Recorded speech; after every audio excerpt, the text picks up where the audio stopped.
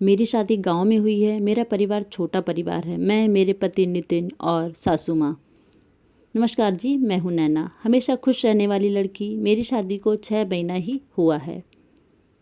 आज मेरी तबीयत थोड़ी ठीक नहीं लग रही है। पूरे शरीर में दर्द है। शायद माहवारी से होने वाली थी।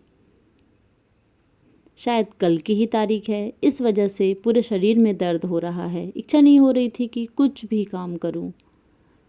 पर गांव में तबीयत खराब होने पर भी ज़्यादा आराम करो तो भी सास ताने देती है कि महारानी को इतनी भी क्या तकलीफ़ है जो सारा दिन बिस्तर पर पड़ी रहती है। इस वजह से घर का सारा काम किया, खाना भी बनाया। नितिन को कुछ काम से बाहर जाना था, इस वजह से सबसे पहले नितिन को खाना परोसा।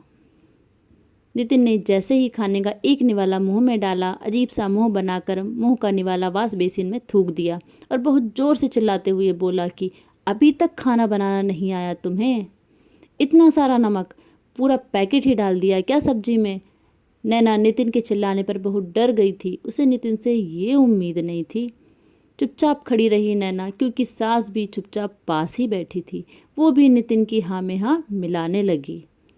नैना के लिए ये सब बहुत आश्चर्यचकित करने वाला था, क्योंकि शादी के बाद नितिन ने पहली बार इतना ज़्यादा नैना पर चिल्लाया था। बिना खाना खाए ही नितिन काम के लिए घर से निकल गया। सास ने नितिन के जाने के बाद 2-4 खरी खोटी और सुना दी। नैना सब चुपचाप सुनती रही, क्योंकि उसकी माँ ने शादी से पहले यही बोला था कि कुछ गलती हो जाए और सास और दामाद जी कुछ बोले तो चुपचाप सुन लेना, पर पलटकर जवाब नहीं देना, क्योंकि जवाब देने पर बहू को बदतमीज़ ही बोला जाता है। इसीलिए नैना चुप ही रही। दूसरे दिन ही नैना माहवारी से हो जाती है और गांव के ज़्यादातर घरों में माहवारी के 3 दिन तक रसोड़े के कुछ काम करने निषेध होते हैं, जिसमें मुख्य है खाना बनाना। इसलिए नैना खाना नहीं बनाती, सास ही खाना बनाती है। माहवारी के तीसरे दिन सासू माँ खाना परोसती है। नितिन रोटी और सब्जी का पहला निवाला चबाते हुए बोलता है, माँ आज नमक ज़्यादा डाल दिया आपने सब्जी में। सासू माँ बोलती है, बेटा अंदाज़ा नहीं बैठा, इसलिए नमक ज़्यादा हो गया होगा।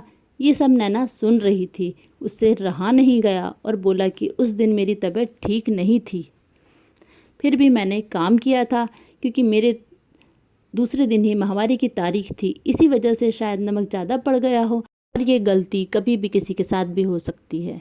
पर अपनी माँ के बनाए हुए खाने में ज़्यादा नमक पड़ने पर आपने गुस्सा नहीं किया और मेरे द्वारा बनाए गए ज़्यादा नमक वाले खाने पर इतना कुछ सुना दिया। यह सुनते ही नितिन को अपनी गलती का एहसास हुआ और नैना से माफ़ी मांगी और अपनी गलती स्वीकार किया और वचन दिया कि आगे से हर बात को समझूंगा। यह सच है कि बीवी का थोड़ा ज़्यादा नमक भी नमकीन है और माँ का मीठा। हालांकि सभी पुरुष ऐसे नहीं होते। कहानी पसंद आए तो कहानी को लाइक और चैनल को सब्सक्राइब जरूर करें। कहानी सुनने के लिए आपका बहुत बहुत धन्यवाद।